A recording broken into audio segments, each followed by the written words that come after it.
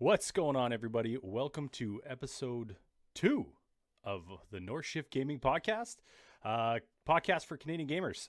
We're here. We're going to fumble our way through our second attempt at doing this. I am Aaron, also go by Akata if you're watching on Mixer. Hello, welcome. Joined by Rob, Z33 Sideways. Hey, how's it going? And a new guest, Zeph, Lieutenant Lovely Pants. He's the other streamer of our Mixer North Shift Gaming Network. What's going on, Zeph? Howdy. We are North Shift Gaming community for Canadian gamers.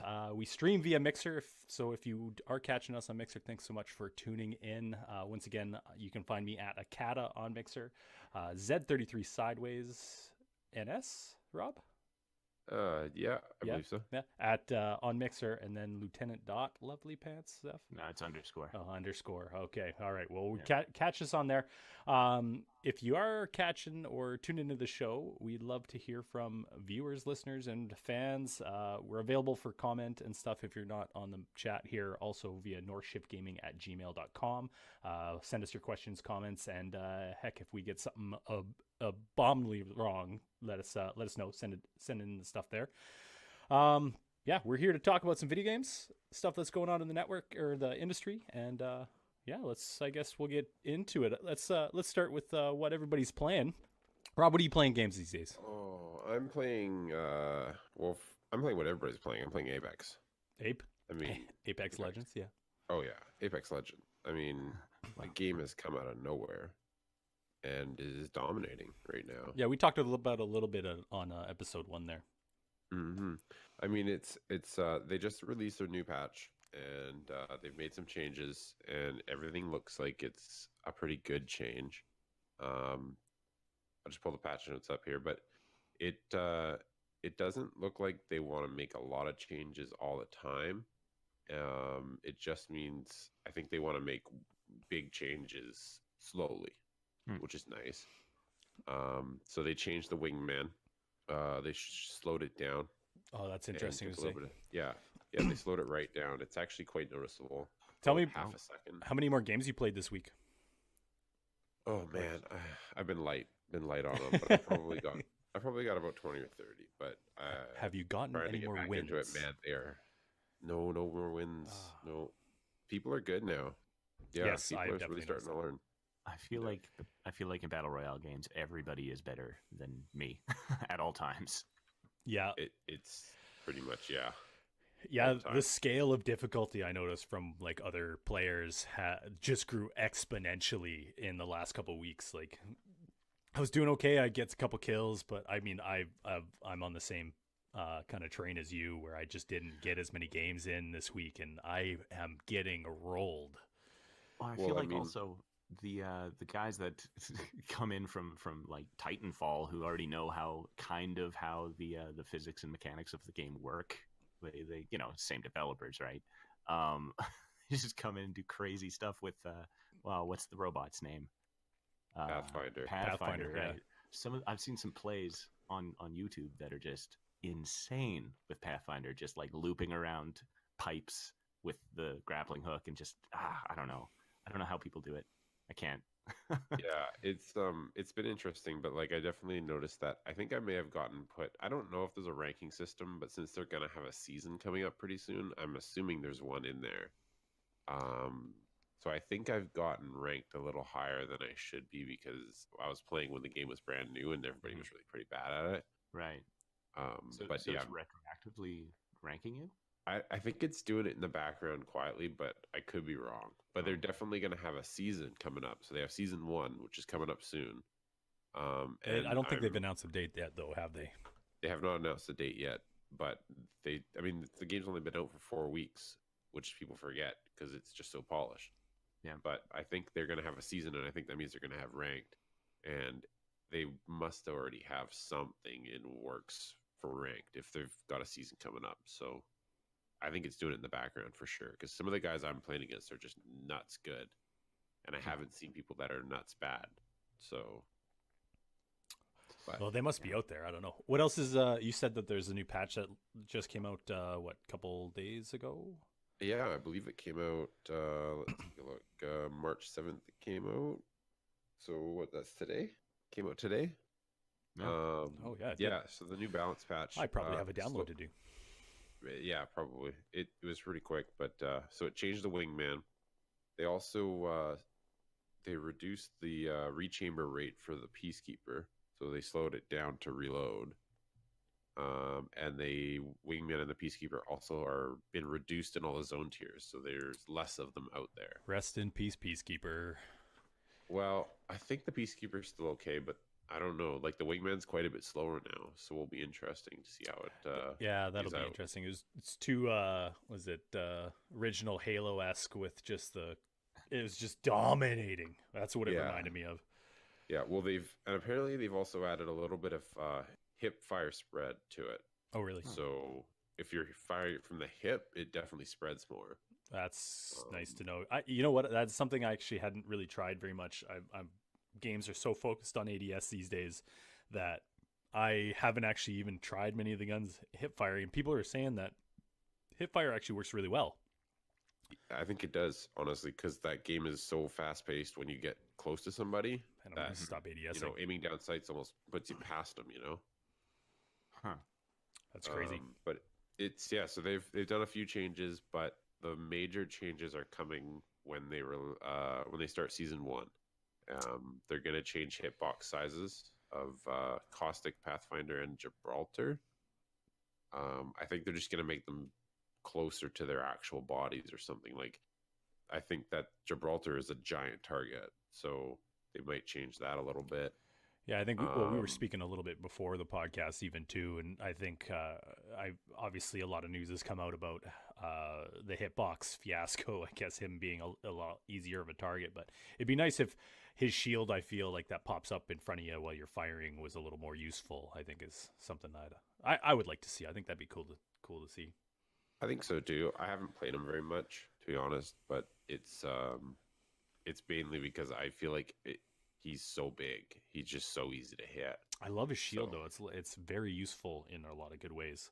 Yeah, like that bubble shield. And he's not going anywhere because they said they want to keep him as a large character, but they want to make it so that he's useful, or at least kind of somewhat useful. Well, do they at least give him like more HP, higher defense, or something like that? That's what they're talking. They're going to change hitboxes and see how it works. And if it doesn't work enough, what they're going to do is maybe do a damage modifier or something. So maybe he takes slightly less damage than another character or something because he's bigger. Okay. Yeah, if he had hired, it would. Yeah, I think that would be cool aspects to it. I think it'd be tough. I guess a good thing that does exist is that there is enough variety with having 8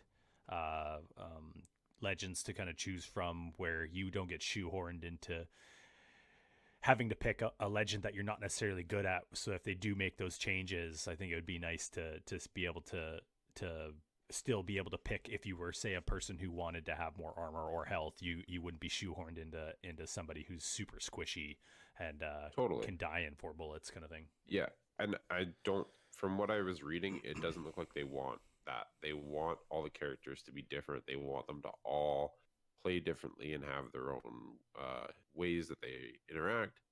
And Overwatch, at the same time, they don't want to be really bad. Well, kinda, I guess so, a little bit. I don't know. Overwatch is more focused. I mean, this is still really focused on the gunplay, which is nice. Yeah, I do enjoy that aspect of it myself, because I'm not really one for.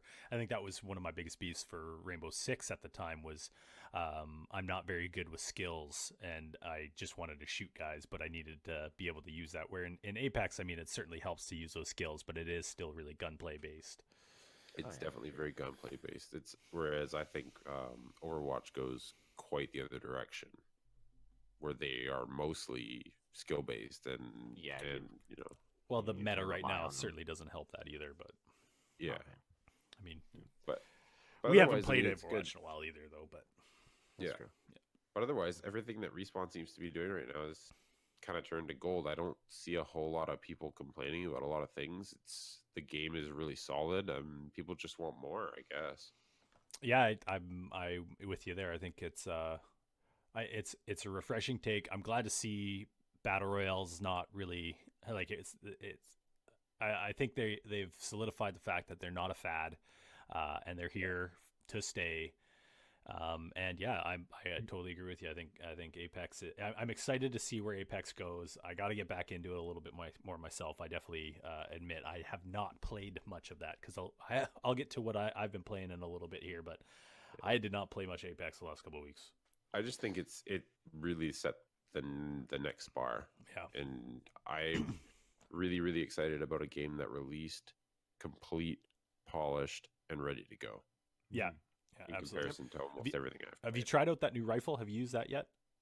I haven't got it dry yet. Haven't picked that up yet. No, I haven't picked it up. I think I saw it in one of my games, but I didn't get a chance to use it because I think I died immediately after I picked it up. But pulse rifle, I don't think it's super common drop, but yeah, it looks pretty fun. Huh? What else you playing? Sounds like. Well, I've been playing a lot of Metro Exodus. Trying to work my way through it. It's been really good. There's a few things that are starting to bug me. The voice acting it's got really big spaces. So a character will say something. They'll say a line, blah blah blah, and then a good 3-second pause before another character continues with that conversation. It's almost like it's definitely was supposed to be in Russian and the English subtitles just don't work correctly. Oh. But other than that, I mean, the gameplay feels really good. I've really enjoyed the gunplay. The guns get less accurate as they get dirty. Nice. And part of that is, so at first, when the gun's all fresh and clean, you can, hit those headshots, no problem. But sometimes you put that cursor right over the person's head and it totally misses. You don't have much ammo to begin with, to my understanding. Oh yeah, and I mean, you don't have a lot of ammo. That's the thing. Like, every bullet you fire kind of counts, and you'll let guys kind of come at you, and trying to not use as much ammunition as possible and trying to hit the headshots, and that just adds this new dynamic to it. But otherwise, it's been really good. The spiders in it are insane. Not a fan of spiders, but oh man, so you fight big spiders, which are not that bad, but you got to shine light on them, or else they're basically like, they're tanks. They can't be killed almost. And then they kind of all rush at you when you're not shining the light at them, and they're fast and they're noisy and they're really awesome. Is it a dark game? No, it's very bright, but you transition from going to like the upper areas and the regular world where you have the sky and stuff above you, and very bright sands. You transition to night, so it does have a night-day transition, and then also sometimes you'll go into like bunkers and stuff and way underground, and then it's really closed in and really dark, because you can get like you have a flashlight that you can charge up, but you also have night vision goggles that you can use. So it really transitions between it. And when you go underground, you end up walking through these cobwebs, and these giant spiders are always walking all over your arms and stuff. And it's just got a really nice atmosphere. I think that the underground levels are actually better than a lot of the topside stuff. Is it very open world? I still haven't really done a lot of looking into it.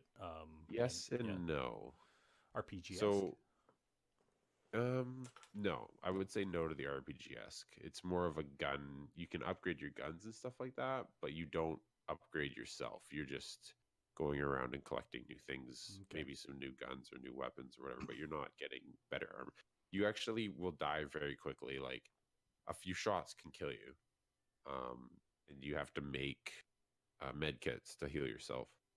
And Is there a lot of crafting in it? No, not really. There's a bit. You can do some crafting on the fly, which is nice. Like, if you need to craft health kits or whatever, you can put your backpack down and craft them. But the rest of the stuff you craft for your guns and stuff is just at the train, or at these little sections in the map where you can go and there's a workbench and you can work on your guns, which is really nice. But the actual like chemicals and the mechanical parts are really rare, and being really rare, you don't want to use them to like make a lot of ammo, and it takes a lot of resource management, and you have to really search for this stuff like a lot, as one of the things I've noticed. So it's kind of slowed me down. I've done the side missions purely because I know I'm going to get more of that stuff, because every time you use your bullets up, then you got to make more, and they're very expensive. So it's quite interesting that way. And it's been really good, and the story is actually not half bad, but as I said, the voice acting kind of wrecks it a little bit. But No, it's too bad. yeah, Is but it? it's been good. I've been enjoying it. Yeah. Do you feel it the story kind of structure of that game is lacking then with that? Like I feel like there's a couple games I've played lately where there's been a bit of a lag between when like NPCs go from one sentence to the next. Yeah, I don't know why it's like that, and it really shouldn't be, but they give you little sections of the game where you're talking to NPCs, not while you're, shooting or anything, but you're in the train or you're in this little camp. You can talk to other NPCs and you can walk around and talk to people, and but you can sit there and have like a full conversation with that person. I mean, your character doesn't talk; they just kind of talk at you. Mm. But Hmm. there's multiple times when you're there with your wife, and she can sit there and just talk and talk and talk and talk. And I've tried to wait her out, and she just continues with dialogue. Oh, wow. Sounds like real life, am I right? Yeah, right. So, like, I love my wife. I- I'm just joking. but I mean, I'm surprised that you can't, like, I haven't waited them out because I went, okay, that's enough. I'm getting up and leaving. But it's crazy. There's these little sections where you can go and talk to people and sit down, and then they give you this interactivity, like you can drink or you can like smoke, like puff on your cigarette or whatever. It's a strange little addition, and it's kind of cool. And I really like the fact that if you don't really want to do it, you just push the button and you get up and you walk away, and there's no harm done. Does it is it kind of like ooh goodness. It's kind of like Skyrim you into conversations where like as soon as you walk up to somebody or like a conversation engages, like it takes you out of the moment and you're all you have is the options for conversations and stuff like that, or is it kind of an active flowing conversation that just works around whatever you're doing? You're more like Half-Life, where you'll walk up to people and they'll have a conversation. Okay, You're not yeah. part of it. You can like walk away from it and be like, I'm done listening to you. Most of them. Most of the time. And I said some of them, the what you get stuck, you can't, and those are the ones that are annoying because you're like, okay, this conversation needs to go. Like, let's go and hurry up. But once you're in the open world, you kind of switch back and forth between the open world and then that section of the game. And then the open world, you don't tend to have too many NPC interactions. You do a little bit, but nothing that's really that in depth. What's the balance But like between like the gameplay and the conversations then, or like where it's the doing the story building versus the gameplay, or is it? it depends on how much story building you sit for, but it's not bad. I'd say like 20/80. You're mostly playing the game. Yeah. Do you feel inclined to skip some of the conversations or be like, oh my god, why won't this end?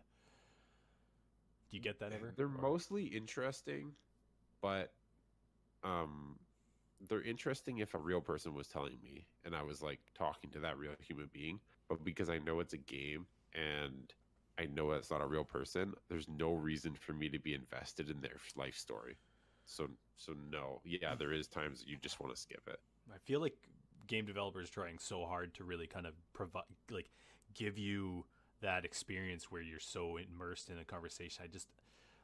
I'll talk a little bit about my time in Anthem, even though I said I wasn't going to play it in the future here, but I definitely kind of feel like there's a bit of a disconnect in how real the conversation feels to the player, yet they're trying so hard to get you immersed in what's happening. Like I don't know where the disconnect is that or what needs to happen to make me change how I feel in that moment, I don't know. that sort of moment.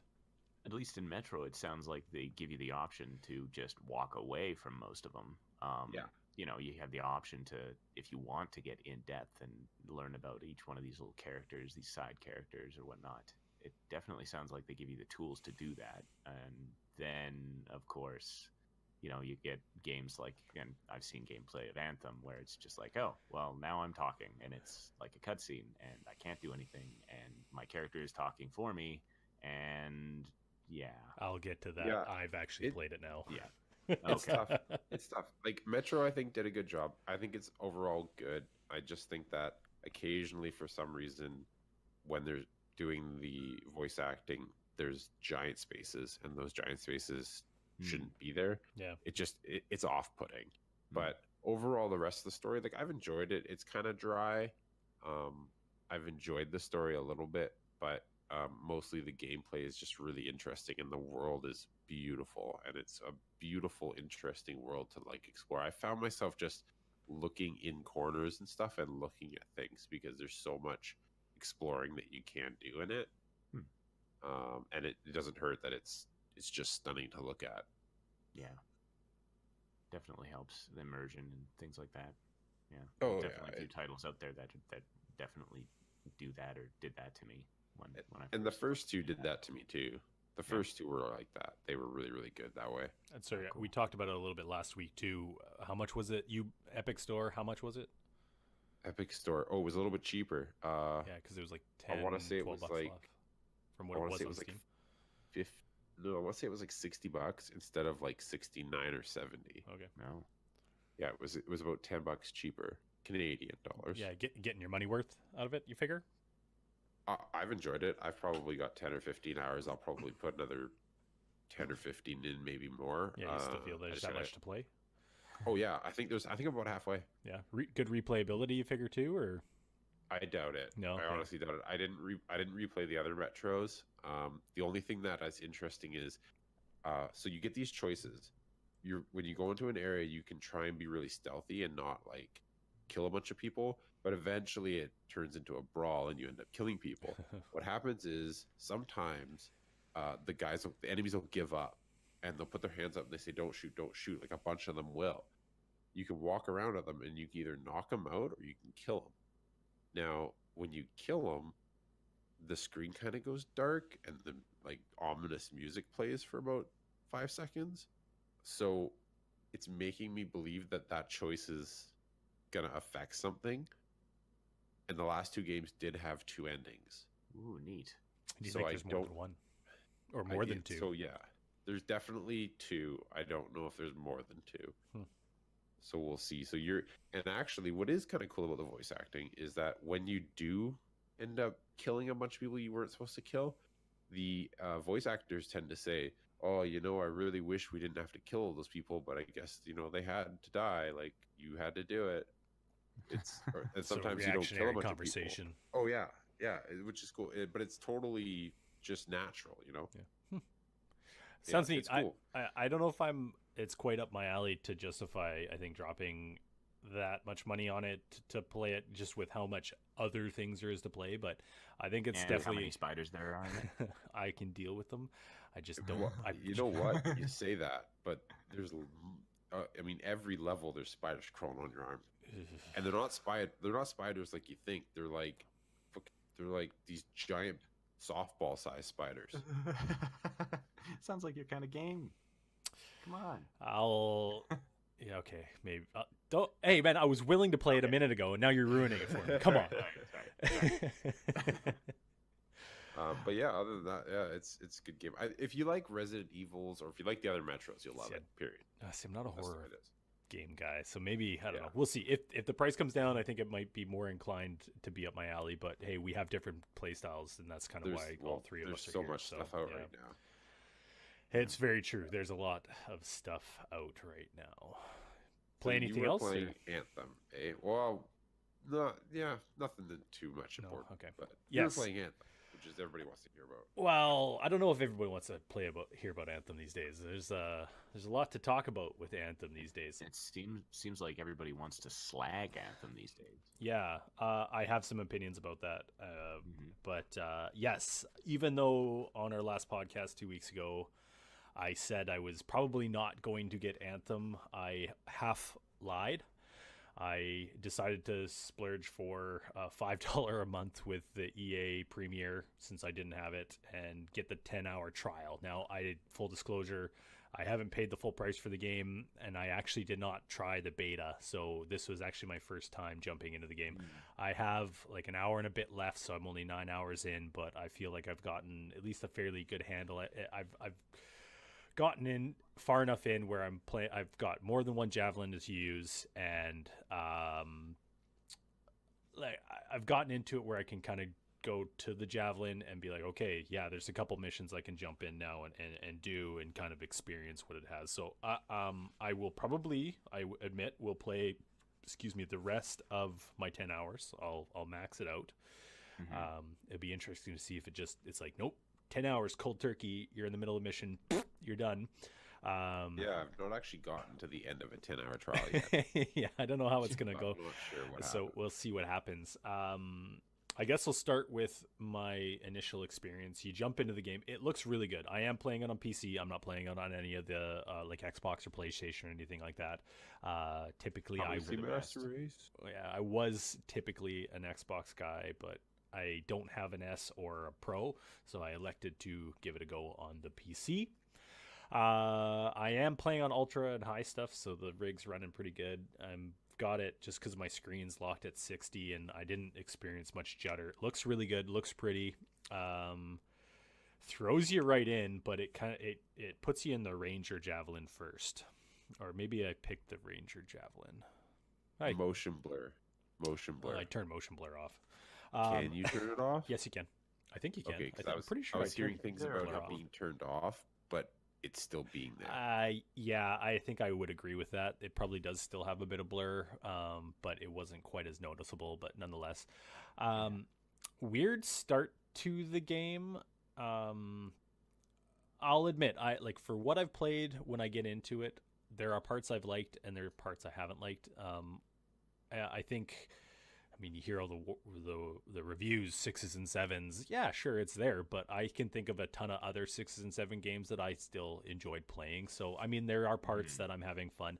Whether I decide to buy it full pop is yet to be seen. I still might wait a couple months, maybe wait for a $10 or $15 price drop, and then probably go for it. But I think that's it right there. You've played 9 to 10 hours, and you're still not willing to drop, $50 for it, or $60. Yeah, to be honest, I feel like the game is confused with itself. It doesn't know exactly what it wants to be. I've heard a couple reports and things like that, like interviews and things like that with the developers and how, Anthem has been in development like almost I don't know if I'd say too long, but they were in development with alongside Destiny. It wasn't like, oh, Destiny came out and then BioWare was like, oh my god, we need to make like a loot and shoot first person RPG epic that's like that. They were already working on this. The gameplay just beat them. I'll be honest, like the gameplay, yes, well, Destiny did beat them, and the gameplay's fun, bar none. Yeah. Getting to jump in, like the sequence to actually get into your suit, just looks so cool. And then you land, and you're like, it works with a third person shooter because usually you play the first persons. But getting to fly around like the Iron Man thing, where you're zooming around, you can like hover in air or do like a smashing melee attack from like way up high. There's a lot of really cool aspects on it. I was originally playing on the controller, and I just didn't quite like or love or jive with the controls. You couldn't custom map the controller on the PC, which was kind of the first strike. They have the reload, interact with environment, and switch weapon buttons all on X on the Xbox controller. And the number of times I'd be like trying to interact with an environment, but I was kind of getting shot, so I'd like stop interacting and then go to switch or reload, and I have the wrong weapon. I just got so frustrating. The usability to kind of interact with like flying was okay, but it was playable. It was fine. But I about halfway through, I switched to PC or to the keyboard and mouse, and I can argue one way or another I might be a little bit better with a controller than I am with a keyboard or mouse. I actually had a really solid time with the keyboard because it just kind of separated everything out just perfectly. There's a lot of controls in the game, so I think with that fact, it does kind of pose a bit of a barrier to entry for people with that fact. So, I mean, people not that are brand new to the loot and shoot kind of stories or that experience and didn't play Destinies or anything like that, like it might be like, what the fuck is going on with this controller scheme? Like, I don't know how to play this. I'm totally turned off. But Destiny was easy to pick up and play. Yes, it was. I totally agree.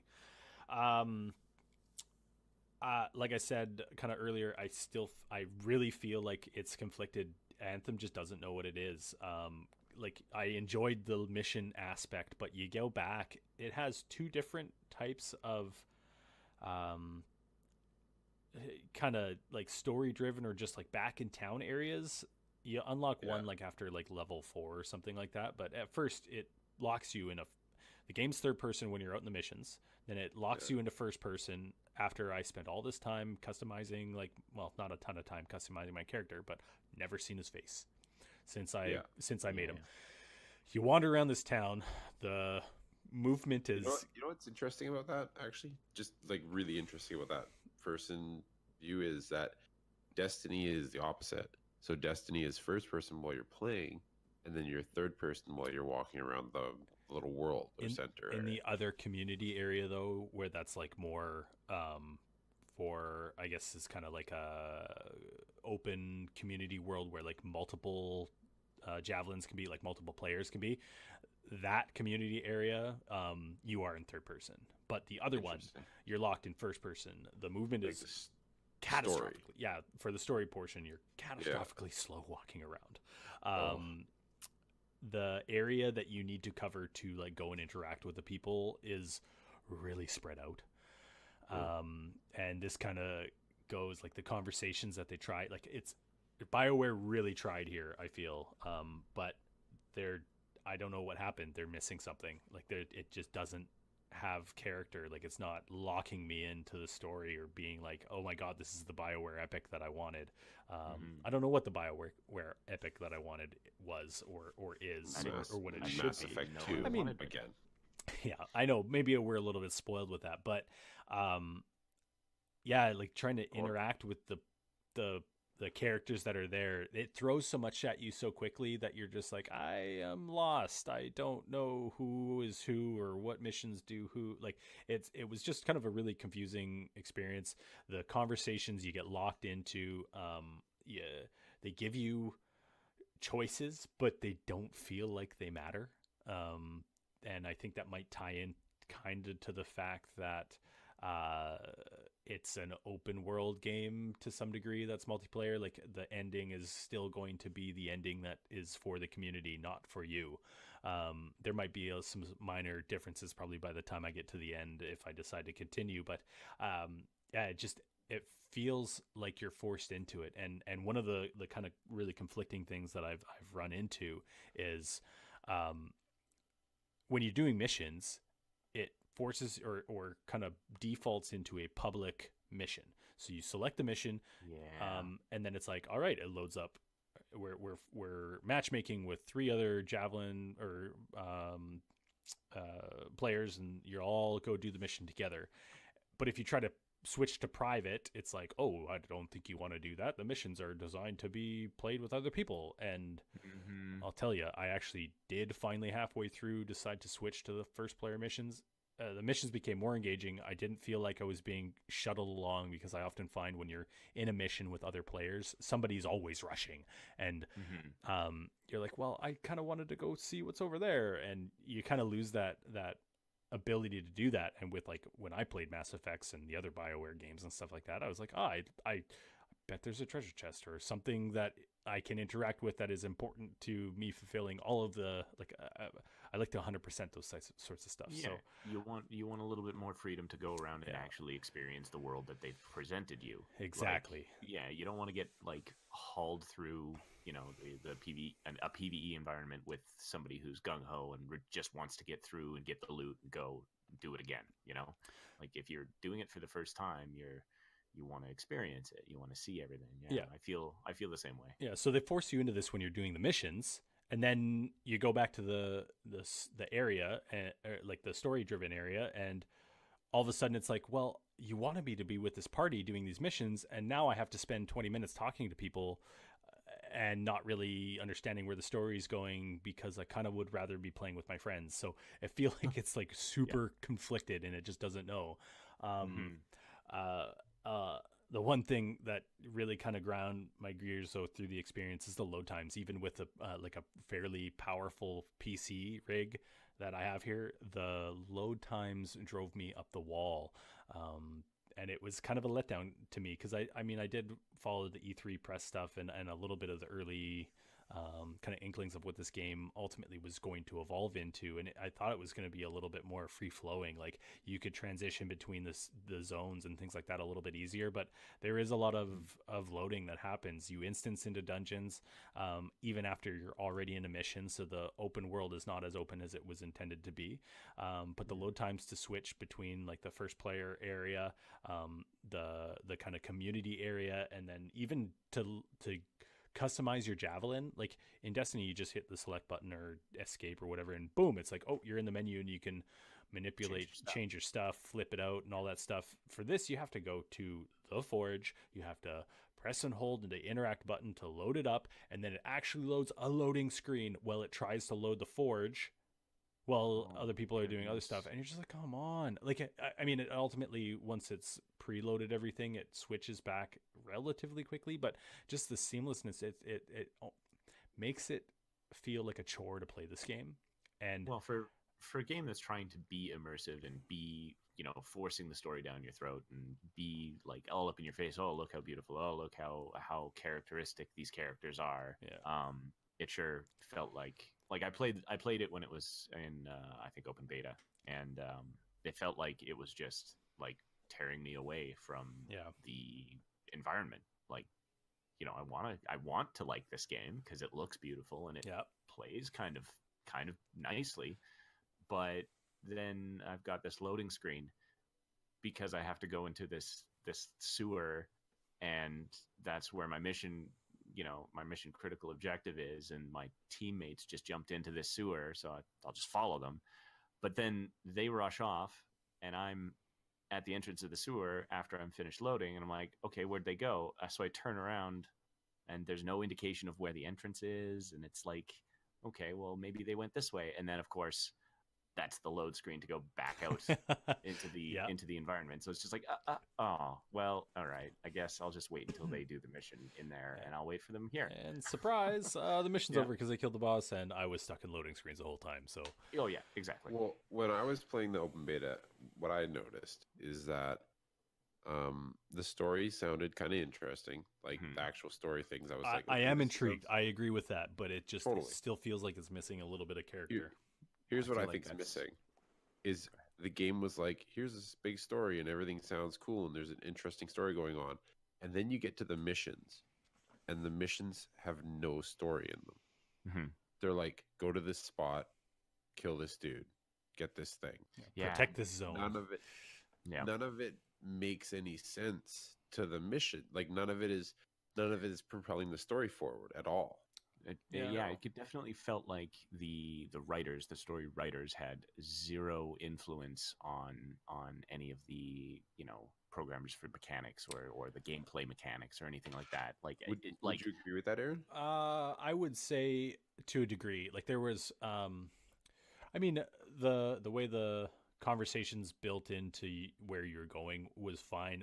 The part that really fell short for me was that it lacked creativity in completing missions, because every single one that I've done is like, go here, protect the zone, kill the guys, go here, protect the zone, kill the guys, collect these things, go here. And it just, I haven't gotten to that point yet, but I'm probably not far from being like, oh fuck, here we go, here's the same thing again. I certainly I am concerned for that. And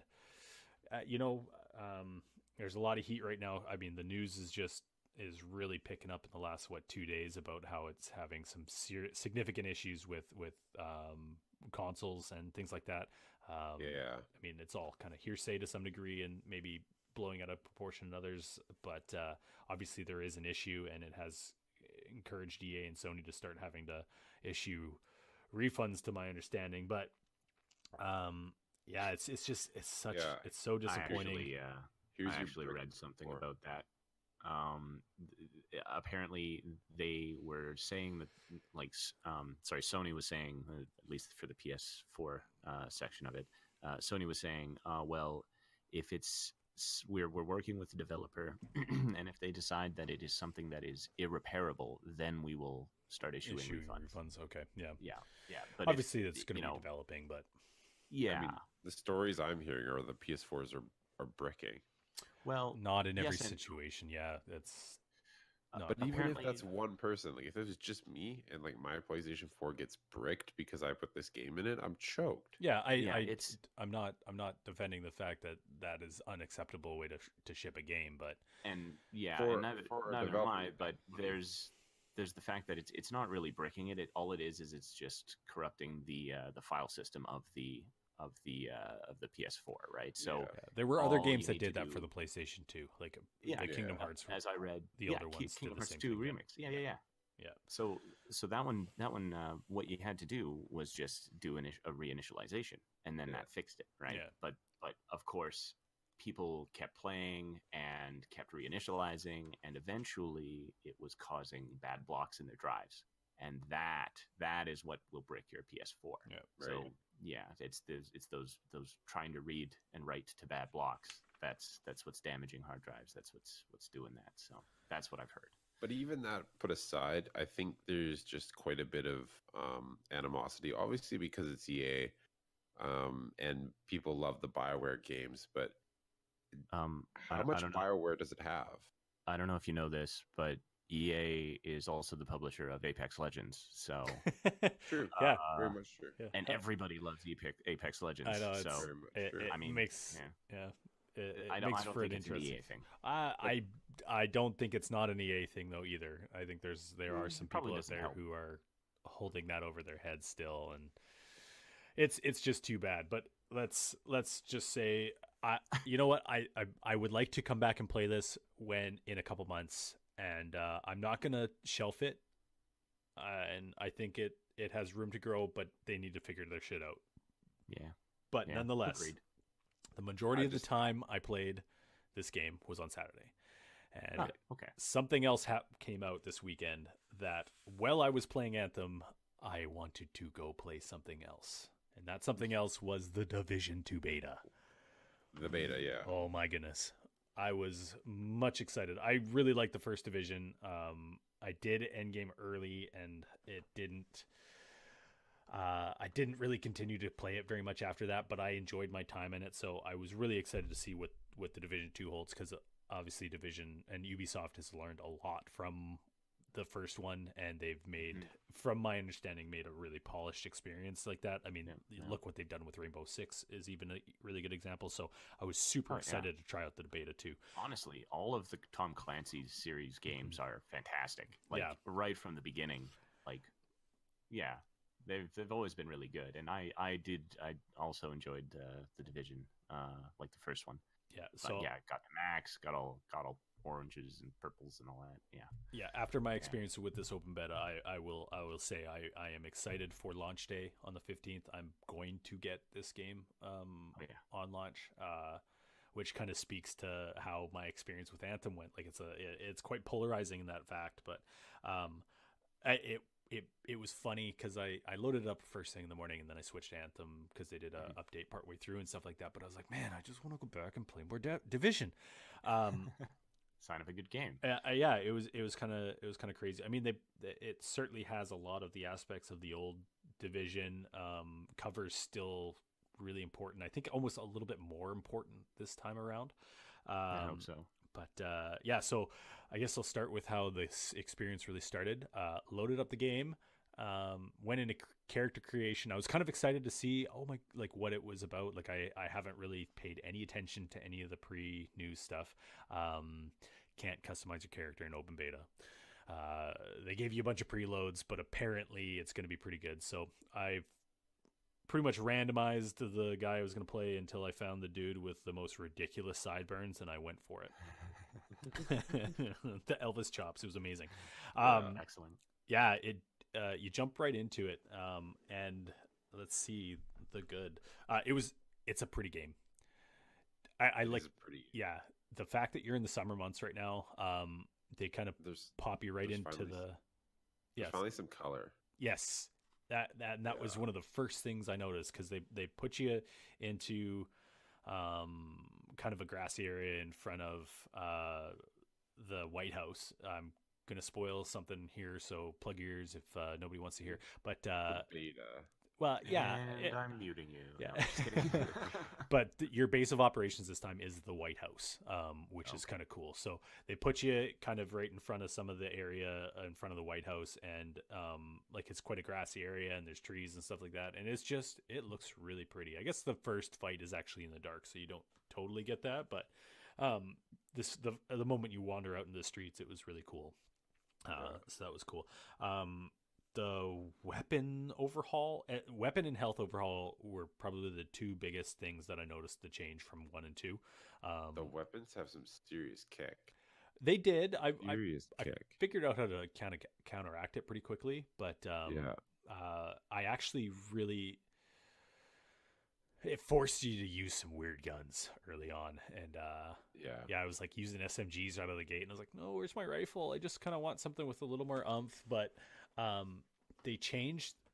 You guys remember in the first one where you'd just have you'd be picking up so many frickin' attachments.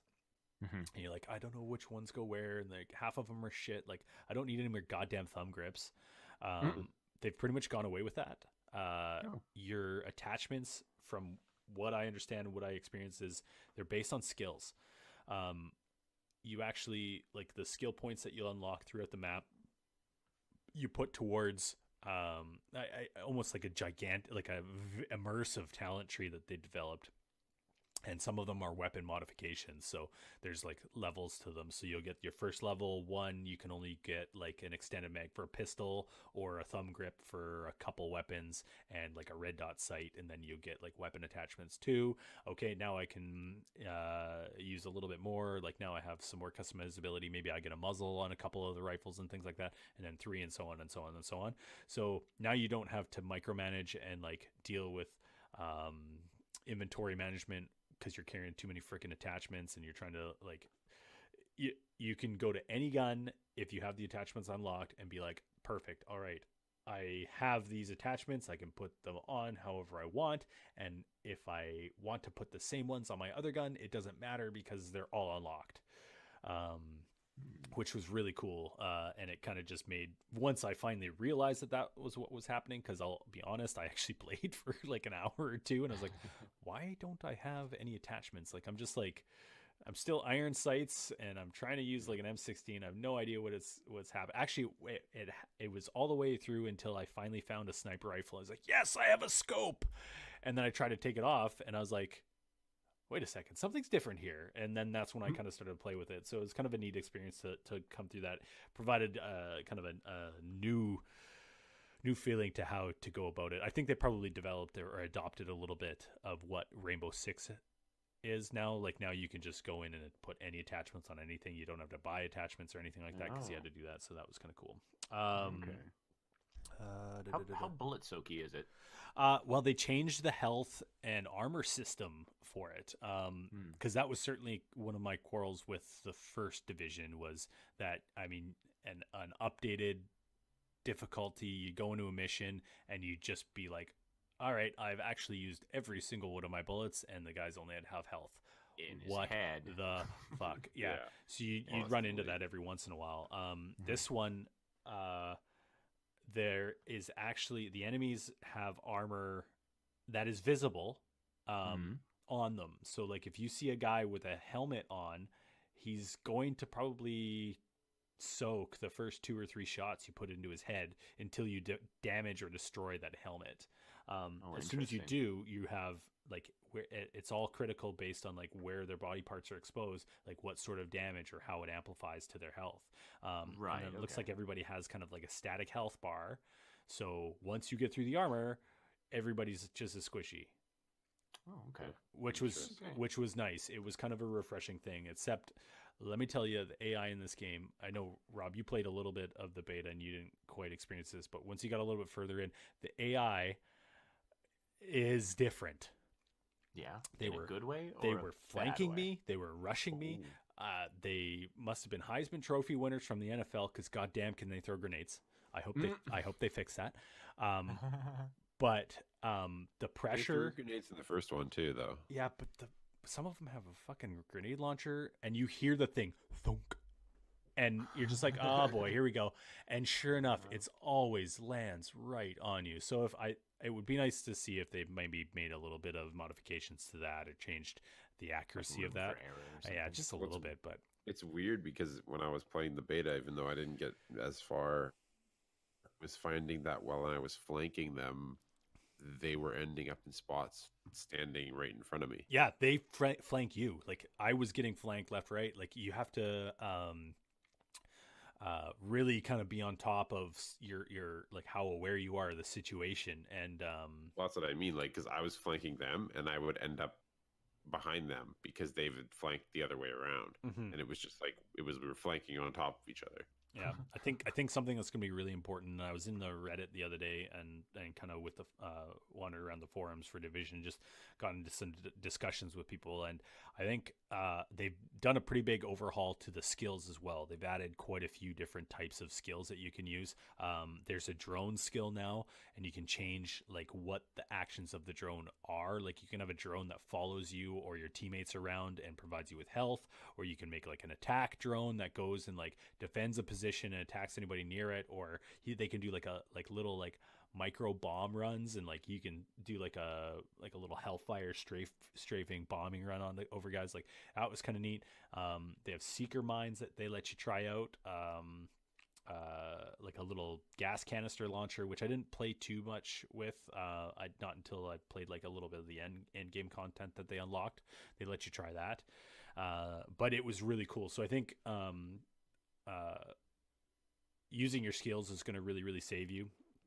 I played a little bit with other people, like any of the main missions. I went out of my way to try and matchmake with other players just to kind of get a bit of both a first person and a multiplayer experience to play with that a little bit.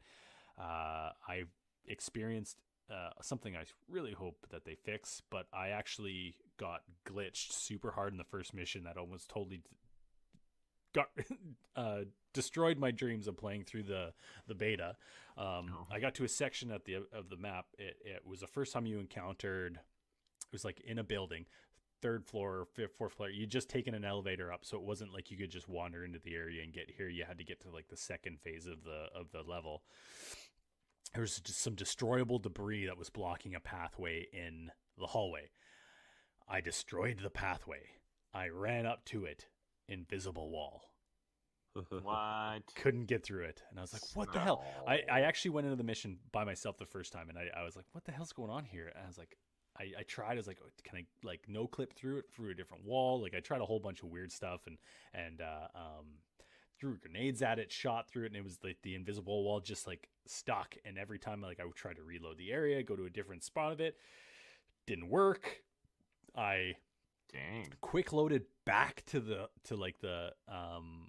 town area that you were at, and then try to go back into the mission, and then it actually wouldn't let me load up the elevator to even get there to try again. So I kind of got screwed out of that, and I was like, what the hell's going on? So I was like, okay, you know what? Fine. I'll try to do my matchmaking, and this is when I kind of got into that. Got into the matchmaking, went through, started at the mission again, right from scratch with 2 other people, and we got partway in, got to that debris thing. We shoot it, it destroys. I'm the third one through, and the first guy goes through. I'm like, perfect, it's working. Second one guy goes through. Yes, all right, I'm good. I get to it. Nope. It's a fucking invisible wall again for me. Client side. It was super weird. I don't know why it happened. I had to sit out. It was like the boss fight on the roof. I totally missed, which was super lame. So, oddly enough, for some reason, in almost pretty much every mission, except for finally the last one, we had active matchmaking going on, but only 2 people were joining. So I'm sure that's more like some server side stuff that they have to tweak out. But yeah, I had to wait through this whole fight. Then they got to this elevator, and then I had to wait for it to like load to get me out of that area, and then I could finish the mission with them. But it was just like, really? So, but hey, that's what you get for a beta. I mean, I hope you reported that bug. Yes, I did. Yeah, I went through and did all that stuff. So I mean, I fell through the floor.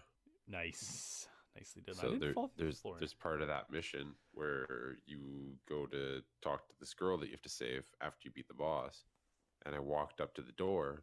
As I got through, like the door was open. As I go to walk in the door, guy just falls in the ground. See, that was the same mission that I had the issues with. So I'm wondering if maybe they just didn't have that all tweaked out, or they forced that mission in there just for the beta, and maybe in the final version it's not. It could have been early code. Yeah, it's very, very true. So it'll be interesting to see. Just have to watch out for it when we actually play the actual game. So that was all good. There was some neat other things that I kind of picked up on that I really liked about it. Kind of just some quality of life improvements that I noticed. They changed the visibility of loot, whereas it used to only illuminate like one, like the box or the chest itself, and sometimes it was easy to walk by. It actually kind of emits like that kind of grid glow, and it actually illuminates part of the area around it with that grid glow that they kind of had. That was very characteristic to the Ubisoft games. So that was kind of neat. That made it easy to see stuff. They added a little puzzle mechanic where, I mean, what triggered it was I'd one by like a little window, and I'd be like, that looks like a chest in there that I can. How the hell do I get in there? And then, sure enough, like it doesn't actually show a door you can interact, but there is some destroyable elements of the world that allow you to gain access, but they're not illuminated, so you actually have to pay attention. That was cool. But the green paint. There's green paint everywhere. Yeah, that was weird. And the smoke is green too. Like the coloring is weird, but because every game in 2019 has to have neon green or neon pink coloring somewhere in it. That's just a cool thing to do. I enjoy it, but now that it's getting played out, I'm getting kind of like annoyed because I know it's a fad and it'll stop. Yeah. I don't know if it's something that I'm going to get bored of, but I have one little note here. I actually experienced one of the most fun firefight moments that I've had that wasn't mission developed.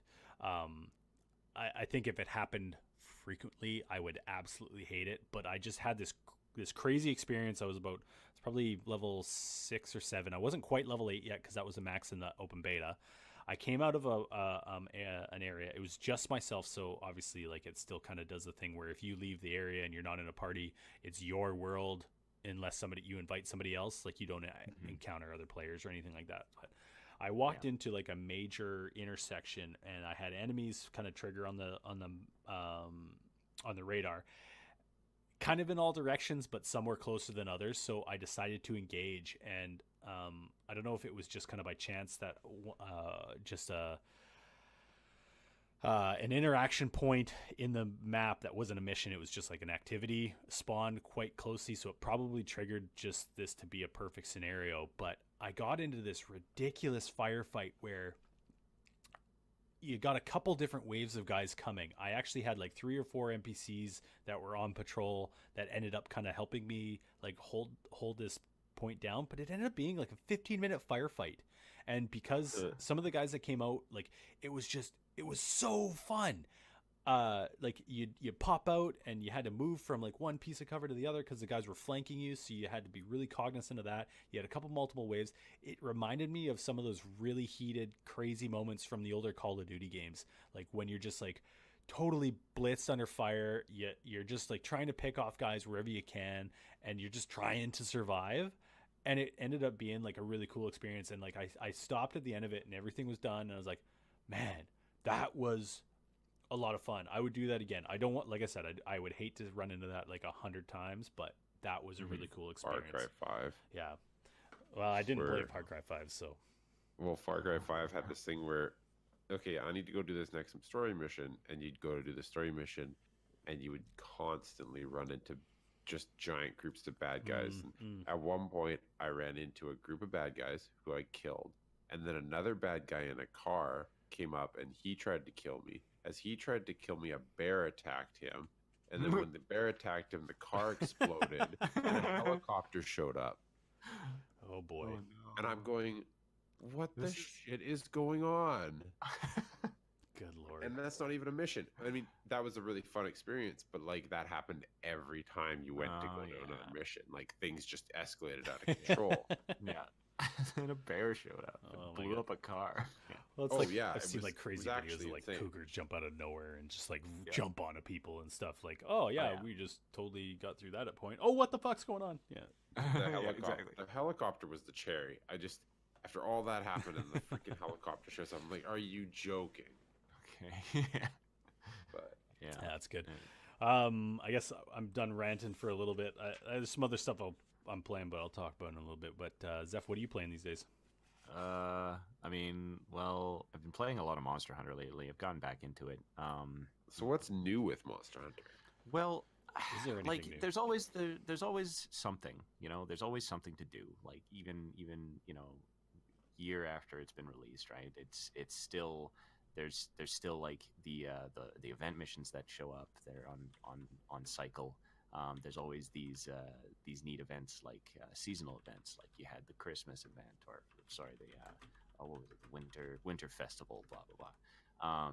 You had that harvest festival, where the multiplayer hub is all, you know, dressed up in pumpkins and you know jack-o'-lanterns and stuff, and you know all the little felines are dressed up in, you know, Halloween costumes. It's pretty neat. And there's like missions that go along with that, themed missions and themed gear and stuff like that. There's always something, and it's all free. Is it all feeling free. super MMO-y? No, because you've always still got that dynamic where you can go into a mission on your own, like a quest on your own versus a monster, and it's single player difficulty, right? The HP is you know, single player difficulty for the monster. Whereas then if you get another player in, it ramps it up to your multiplayer difficulty, right? So there's only single player and multiplayer difficulty. So you're always at a deficit when you've got like only 3 people, because at least Right. with 2 you get to bring your palicos along, your pets, you know. Right. So, but yeah, like it doesn't feel MMO like, really, unless you hang out all the time in like the gathering hub, and Right. then yeah, even so, it's your session that you've created or a session that you've joined. So it doesn't really feel that MMO-y. It's more, I don't know. It's more like, do you remember Guild Wars? Yeah, vaguely. Yeah, something Vaguely. like that. Yeah, you know what? It Yeah. does feel like Guild Wars. You're right. A little bit, because you go into this gathering hub, you know, sure, it's in a session that you've created, but I mean, it's not too much different than the blocks that you had in Guild Wars, right? You can go into this group, you know, this multiplayer hub, and choose a block that you go into, and that's, you know, that's how you can meet your friends, rather than, you know, just saying, hey, just join my session, like in Monster Hunter. But anyway, it's kind of like that. So it's somewhat like MMO-y, but not really. The biggest MMO feeling portion of that was probably the Kultaroth fight. So there's this one mission that comes every couple of months and stays for a month. I don't know what the schedule is exactly, but you go into a hunter, like a hub, right? And you go into the actual gathering hub, and that's the only place where you can get that mission. And so it's a siege, and it's groups, like however many groups of 4 running the same mission but towards the same end goal, because there's objectives to break specific parts of this big gold covered, molten gold covered monster. You know, it's kind of a siege. Is it right? like the size of the storage No. of a monster? Or is he like an actual monster? He's an actual like she Kultaroth is a Female. you know, My actual mistake, I'm sorry. monster. Yeah. All of her gear looks amazing. Like, I don't know if you checked out the stream. I was doing Kultaroth, like the extra life stream that I did. I was doing Kultaroth the whole time. She gives you the gold armor set. Yeah, okay. There's it's like all gold and flashy and elegant, and you know, ballroom, but flashy gold. Anyway, so it's a 2-stage fight where you've got the first part where you know, spawn into camp, you fly into camp, you grab your supplies, and then you jump down in this maze, this cavernous like labyrinth, and you kind of have to track her. you know she's in the area, but you have to track her and listen for her and find tracks. And the more tracks all of the groups of 4 find, the easier it is to track her down the next attempt for your group. So it's very much like a collaborative multiplayer in smaller groups of 4. So you've got these cannons that you're setting up, loading up, just because she's following just random trails, random tracks. You set up traps. There's boulders to drop on her to delay her and do enough damage. And really, the whole threshold is you've got a checklist of different pieces to break off. Like, so she's got armor plating on her legs, her arms, her chest. Her horns are the ultimate goal. And but you can only break off the horns once you've gotten all the rest of her armor off, and then she goes into this hyper mode, and it's just a very, very epic, intense fight. Lasts probably on average about half an hour, 45. Yeah, some of the longer fights were like that in that game. One of the longer fights, yeah. But it's multiple attempts. Like, she'll get away, but your progress on her will have saved. So okay. like, have less HP on each one of her bits the next time you attempt it, until one of the groups actually manages to smash her horns in the 3rd phase, or rather 4th phase, and then you can go back to the quest rewards counter once you finished your iteration of the quest. Sorry, so maybe I missed that. I wasn't listening, but like more than one group can fight the same monster? Exactly, but it's in different instances. Okay. So it's kind of hard to explain. It's like you're at the same time. It's all at the same. It's kind of all at the same time. Somebody initiates the siege by posting the mission, and then there's 4 groups of 4. I think that's 4 groups of 4 that can actually join in and contribute to that mission. So you begin the siege, you get your group together, you go start, and then other people who are in the gathering hub still getting ready can be like, oh, there's a mission going, let's join in and go, but as our own separate group fighting a different instance, so there will be similarities, and you'll get mission objective updates. Yeah, it's very, very fascinating. That sounds neat. I haven't played in a while. I do kind of want to get back into it a little bit, but there's so much to play. It sounds like a workaround around a hardware or software tech, a bit. It kind of does in an seem attempt like to provide that. a raid experience. Yeah. It kind of seems like it's a very Monster Hunter way to handle a raid experience. Totally. Like, if you've played any of the other games, it's the same formula. It's always the same formula. Maximum groups of 4. Yeah. Right? Is the PC schedule still different from the consoles? Yes, it is. But they are catching up. We are catching up to the consoles. Do you think they're gonna go the same eventually, or? Oh yeah, once I believe once they're at the same rate, that'll be about the time that the expansion comes out for everybody. Okay. I'm hoping that it's going to be a simultaneous release on both consoles and PC. Can you fight Bahamut on PC? Yeah, we can fight Behemoth. Behemoth, yeah. Sorry, that's who it is. Yeah. Behemoth is an intense fight. Another example of the content that you don't have to pay for. That's just pushed to you. Everybody loves free content. Oh God! Well, like Capcom is the king of that. Like, oh yeah. Well, Capcom is. You're gonna pay your money. Give us your money, your full price for this game. Yeah, but after we're going to support it. Yeah, and we're going to give you new stuff. I mean, sure, there's DLC that you can buy off the Steam store to A, customize your character, B, customize the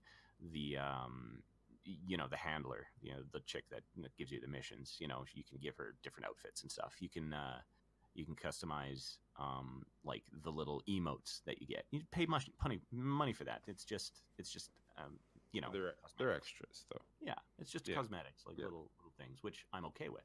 There's no pay to win, or not that it matters in a PvE sort of game, but you definitely feel like you're getting your money's worth, and you definitely feel like there's always somebody working on the game, and they're just constantly pumping stuff out. Like, for example, the collaboration missions. So there's the collaboration mission for that was announced right at launch for of course Capcom's prior property, Mega Man. Right, you get a little Mega Man suit for your cat.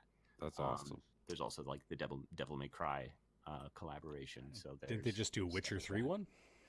Yeah. So on the consoles right now, there's Street Fighter, Witcher 3, which is the big one, because that's well, I guess technically the second one that's outside of Capcom's wheelhouse. Like the first one, obviously, is the Final Fantasy Behemoth missions, which on their own it's a good long quest, mission, and it's voice acted, and you've got a storyline, and it's neat. You've got a quest line.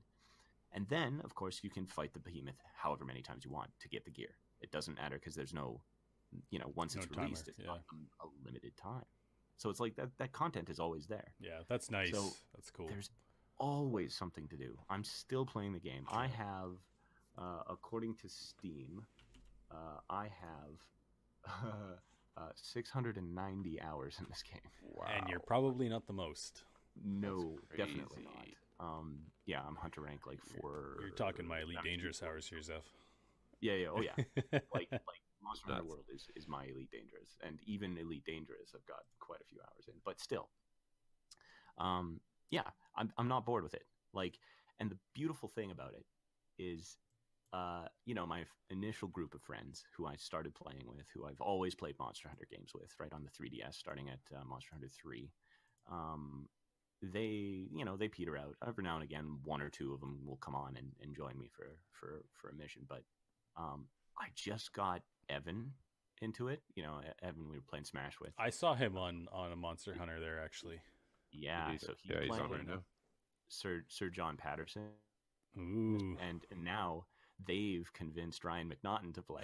So now I've got all these underlings that I've taught the ways and have gotten them to high rank, and now they're teaching me stuff, and it's really freaking cool because That's cool. I get to you get to see, I might have to pick this game back up. You should. You really should, because it's still loaded. I just haven't played in a while. Oh, totally. Yeah. There's lots of stuff to do. There's new monsters. Obviously, the behemoth. Obviously, there's a female Teostra now, Lunastra. Okay. I heard about her. She's crazy. Yeah. She's crazy hard, but she's got really good gear. Oh yeah, like there's so much to do still in that game. I'm looking at a Reddit post right now that says the title is "Can we all just agree that Capcom is back?" Yeah. And it's got Monster Hunter World, Mega Man 11, Devil May Cry 5, Resident Evil 7. Capcom is back, baby. Yeah. Oh, yeah. And every one of those games were polished, ready to go, worked, and were good. And they're still developing content for them, for the most part. Absolutely. And I feel like Monster Hunter World was the floodgates, right? Because they made a buttload of money off of Monster Hunter World. It is the most successful game. I think that game ended up being a lot more successful for them than they had originally anticipated too. Yeah. But then that's why we've got, like, it feels like that's why we've got, okay, let's do Devil May Cry 5, sure. Yeah. And then it's fantastic. I'm looking forward to trying that one. Initial stuff seems pretty good, so that's definitely on my list. Oh yeah, totally. Cool. Yeah, but it's it's like I said, there's tons of stuff to do still.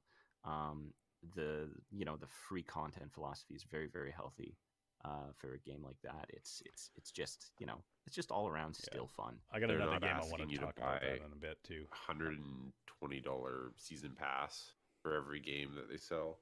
Oh yeah, they're not asking for that. Yeah, exactly. And it's like, well, why do I have to pay for content that is obviously ready to go at launch?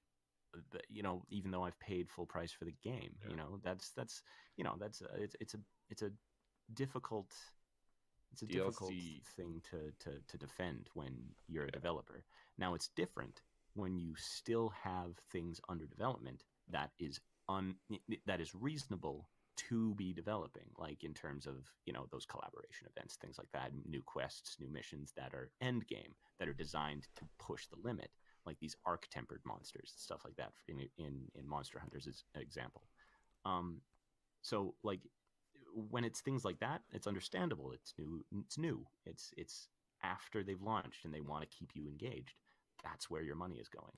Yeah, I think developers just need to kind of be really, really careful with how they decipher whether absolutely. Like additional content is something that is justified to be behind a paywall. Like some stuff, like major content stuff, sometimes does justify an expansion. And I mean, we'll talk about Iceborne in a little bit because that's in the next segment here. But for sure.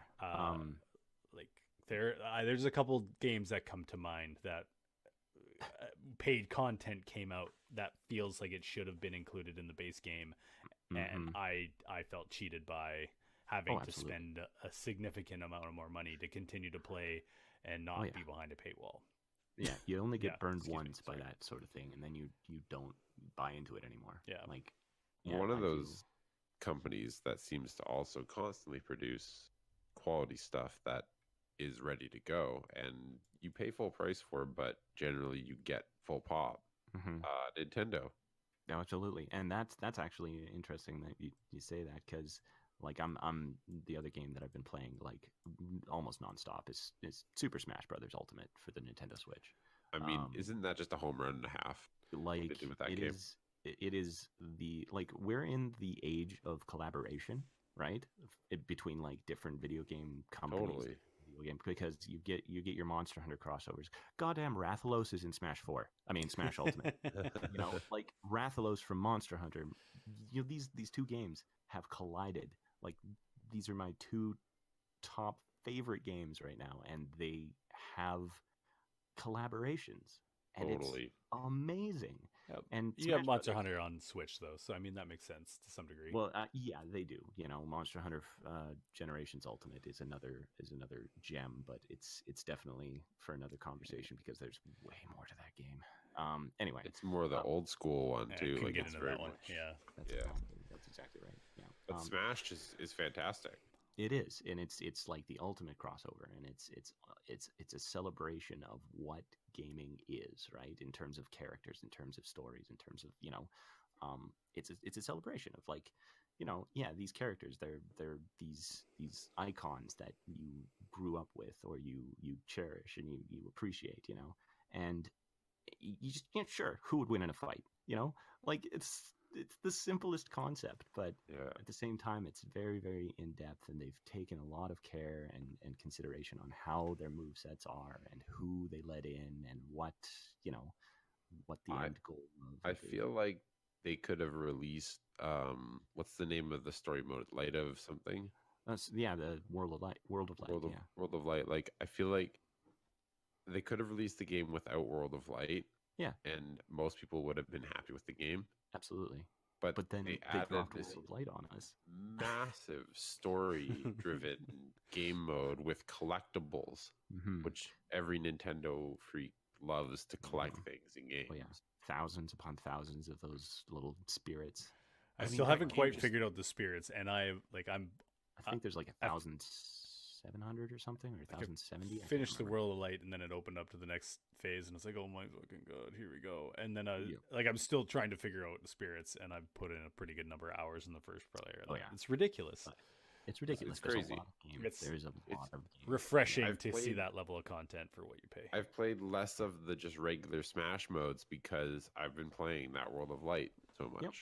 Because there was so much content there. Yeah. Oh yeah. And it's challenging. There's some that are just, oh yeah, this was funny, and it's just to make it look like that's the character. Some of those game modes were hilarious though. Absolutely. And difficult. Yeah. And some of them were just plain ridiculously difficult. Yes. Like, what was the one where you had like 4 metal Kirby's and like everything was exploding? Oh my god, that was I think I must have tried that like 20 minutes, and I just wanted to end myself. It was so ridiculous. I went away from some and then came back to them. So I was like, there's just no way. I need more stuff. I need more something. I don't even know what I need. You didn't know what you needed to beat time away that. from Metal Kirby is what I need. Time away from him.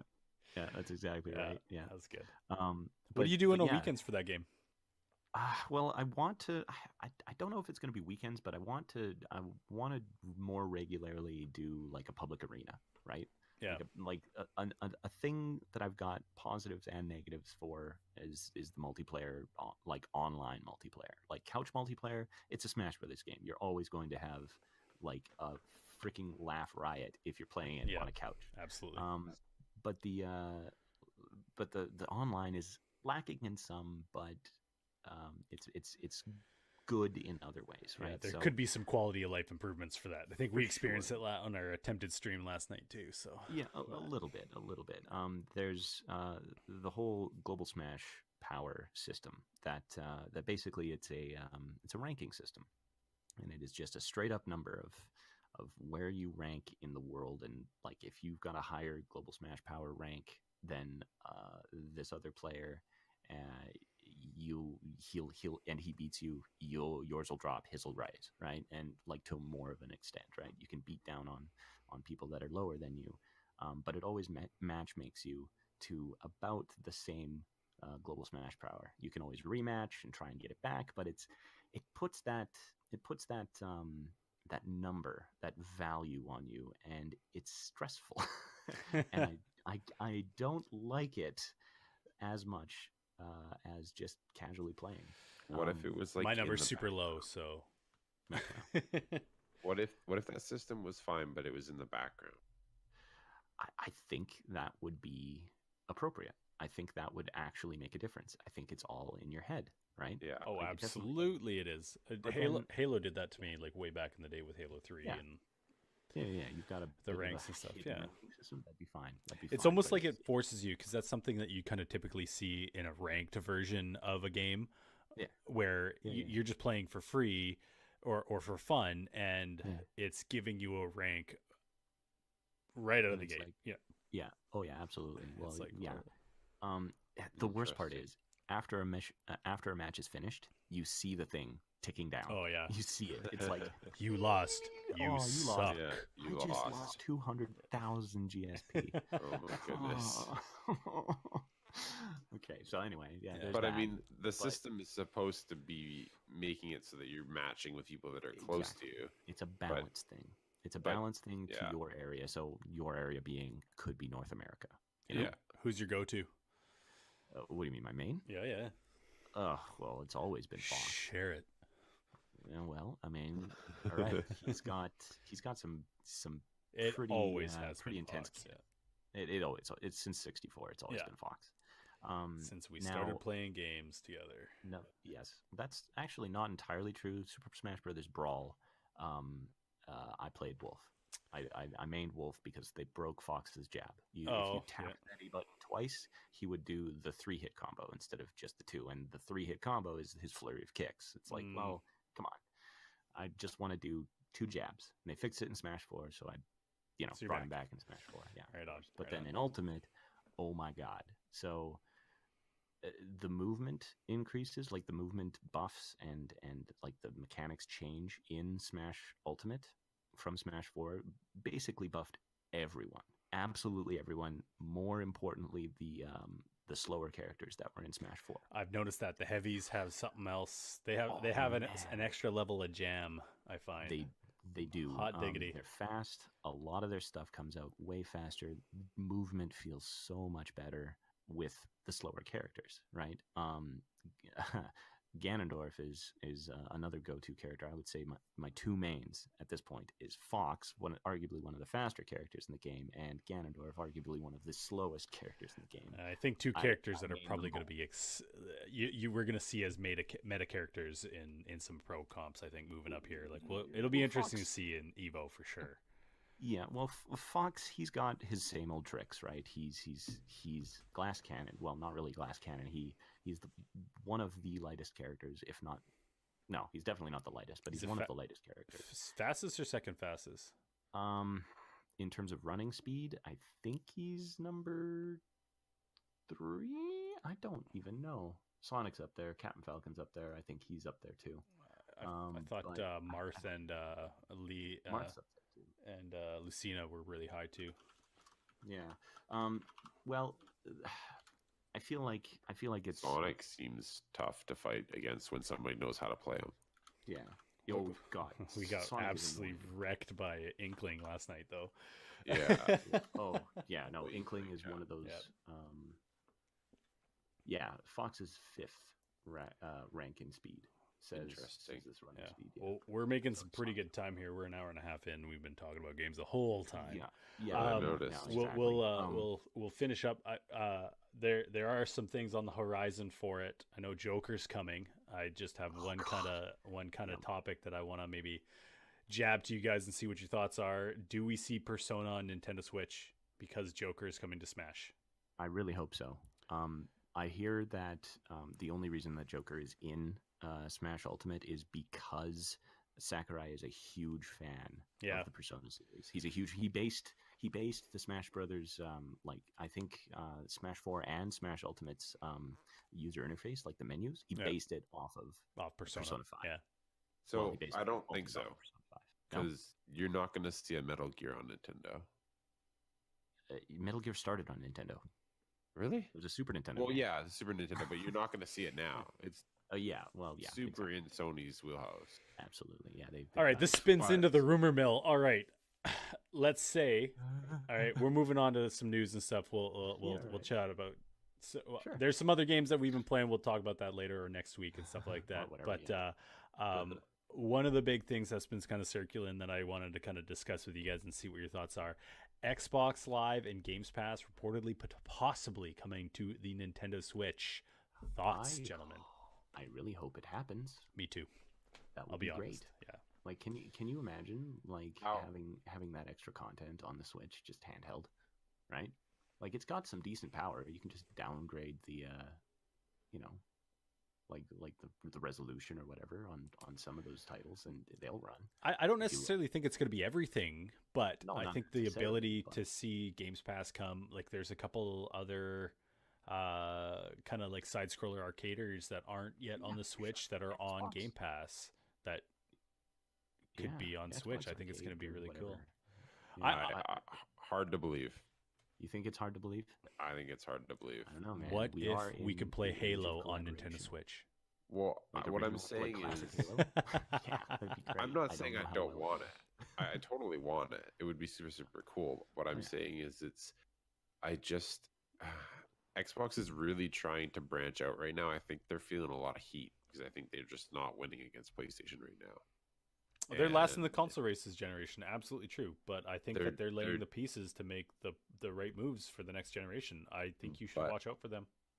I don't know about a partnership with Nintendo like that. I think it would be a good thing for Nintendo.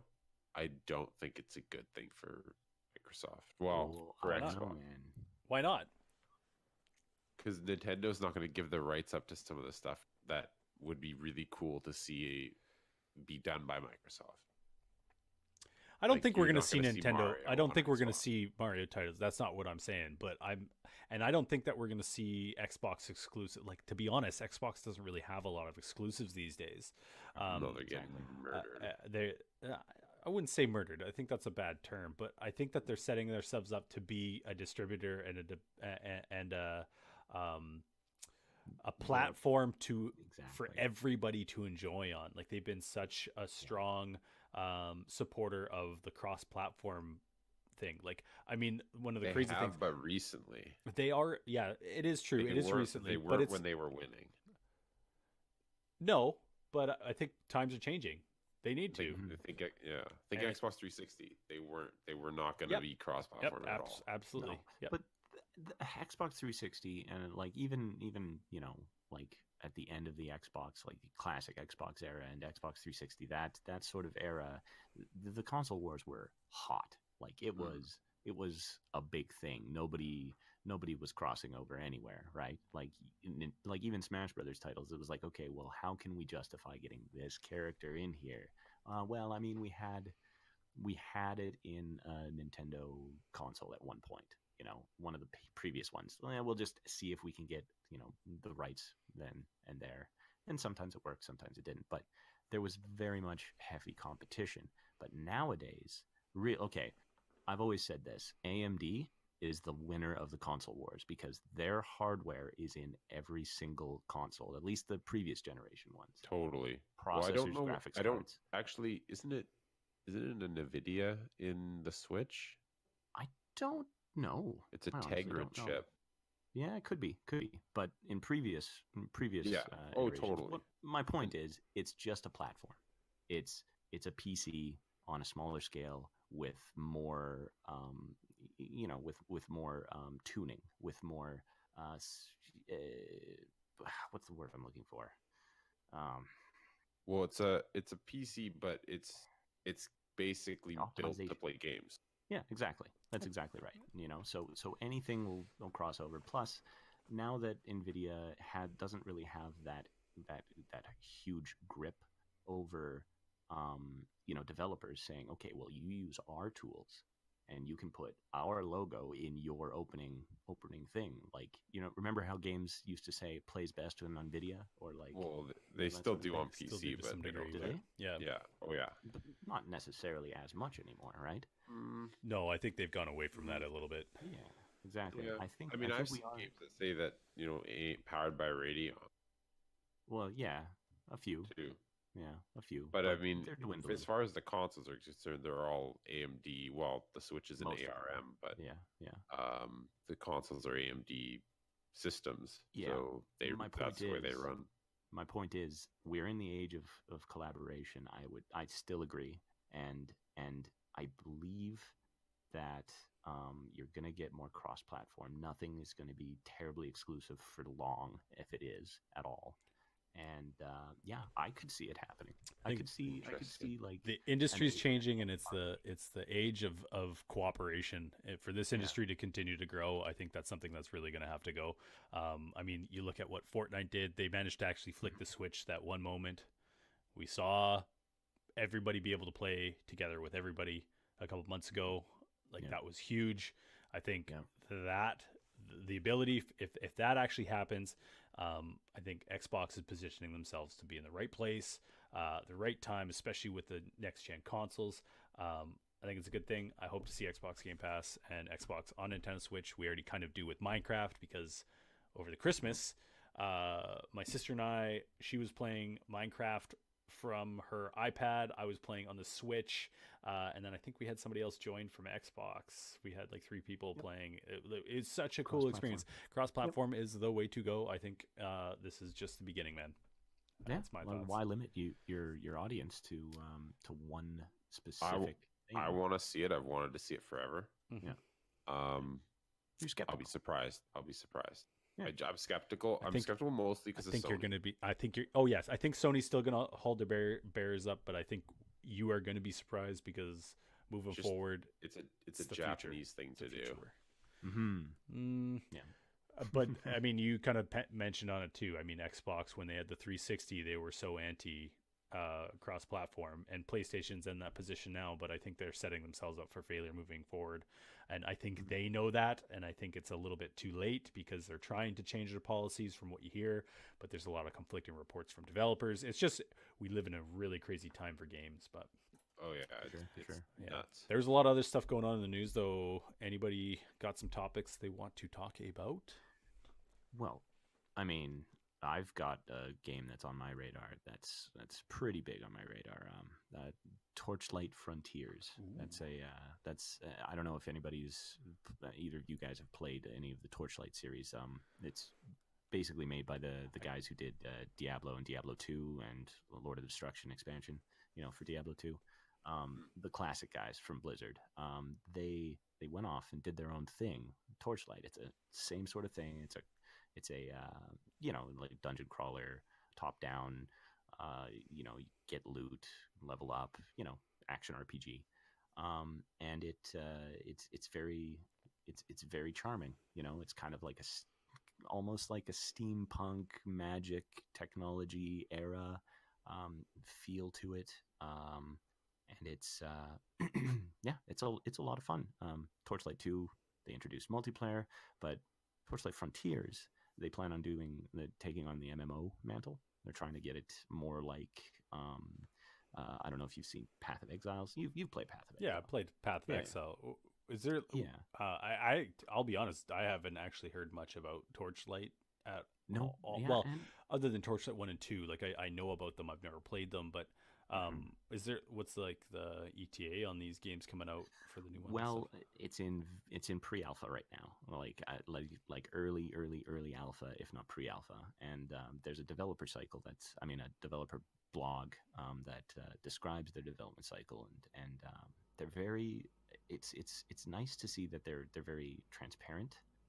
They explain what's working for them, what feedback they've been getting from the closed alpha releases that they've been giving to people. I think they're doing this right. They're taking their time. They're getting feedback. They're sharing with the community. You can watch them watch their YouTube. I think they throw out a video every week or so. Play Torchlight. That's the YouTube channel. If you want to get informed, but they've got a lot of different ideas about this game. Like, you got your classic loot and stuff like that, but it sounds like you're going to have multiple different like faction sort of loot that you can get. So if you're in one area of the world, you can level up that faction's gear that you have, or other areas in the world. And yeah, I mean, they're slowly releasing little bits and details that they're developing, and they're being very open about it, and I really appreciate that in a developer. Do they have a roadmap for timing or what? Not really. No, I don't think so. We'll have to keep an eye on that. Yeah, I haven't really seen anything like set in stone. But I mean, speculation like end of this year, but maybe a little bit later. I'm not entirely sure. Yeah, so I think their main page says 2019, just general 2019. So yeah, I mean, that's something. We'll have to keep an eye out for that. I think that would be a lot of fun for us to check out and stream and stuff. Yeah. So let's keep an eye on that one. Definitely, we'll put that one on the list for sure. Free to play too. If anybody's got more info on that, I'd love to send us an email, northshiftgaming@gmail.com, and love to look into that. Maybe we can, we'll keep that one on the radar. Oh yeah, totally, for sure. Yeah. Fairly big news out of Good Old Games today. Oh, Diablo. Oh, Good Old Games. Actually, I read about this morning. Yeah. And classic Diablo. Classic Diablo. Blizzard has given classic Diablo to Good Old Games, and there's more coming. Such excitement! So nice. I think Warcraft 2. I heard. Coming. Man, I would jump back into that for sure. I mean, it's nuts. I did not see this coming. I don't think anybody did. Especially with Blizzard's problems right now. Like, I did not see them giving up big IPs like this. But Good Old Games has Diablo Original on their site. It's $10. What? That's really good. $10. It's multiplayer, right? Absolutely. I think so, and it includes two versions of the game. Should we stream this weekend, boys? One version is totally original version, untouched, with a Battle.net classic server running it. And then the other version is a Windows 10 version that's updated, had bug fixes and stuff. So it's like kind of like the final version of it. Okay. And I believe that also has multiplayer. I'm not sure what it's running on. Nightmares of the Butcher is already coming back. Yep. It's fresh meat. Fresh meat. Yeah, so good. I'm excited about that. That's cool. Oh my god, that's really cool. And with Good Old Games, you know that as soon as you buy the game, it's yours. Like, that is there's true. no DRM, there's no nothing, so you know the mods are coming. Oh yeah, that's exciting. That'll be interesting to see. We'll have to check that out for sure. I would be down to rock some classic Diablo. What else came out in news? Okay, my big favorite one. Actually, there's a couple other big announcements this one. There's not a lot to talk about on it because there's not a ton of news, but something I'm really looking forward to. I mean, Respawn is all over the news right now, but my favorite developer right now. They have said that they are working on a Star Wars Jedi Fallen Order title. Really? So even after all of the turmoil and the turbulence with LucasArts being, dismantled and all that. Well, I mean, EA has rights to it, right? And Respawn's part of EA, so obviously they're gonna kind of dictate who is getting what, but it'll be interesting. I mean, like you listen to other podcasts and streamers and stuff, like Kind of Funny and things like that, and Gary Whitta, the writer of Rogue One, is even like he's expressed quite a bit of disappointment regarding the Battlefronts and just how EA has handled the Star Wars franchise from a video gaming perspective. I mean, I certainly agree with him in that kind of retrospect, and just like some of the points that he brings up in the arguments up front that he had discussed a couple weeks ago. But Disney doesn't care. Apparently, like I mean, I have some kind of insider scoop on some of the stuff that's gone on from their video game side of things, just with the devolving of some of their studios and things like that through my sister. But yeah, they want to continue to outsource and still have faith in EA bringing something to the table. And with Respawn at the reins of this, I gotta say I'm actually kind of excited. I just really hope this doesn't go the way of some of the other really cool titles that we've heard, where it just goes like away. 13. Yeah, 1313. Like yeah, yeah. I'm kind of on the fence about this one. I'm kind of on the fence about it because on the one hand, yes, you've got a competent developer. You've got Respawn. They're very good. They are very good, and they care. They actually care, and they probably have Star Wars fans on the development team that actually care.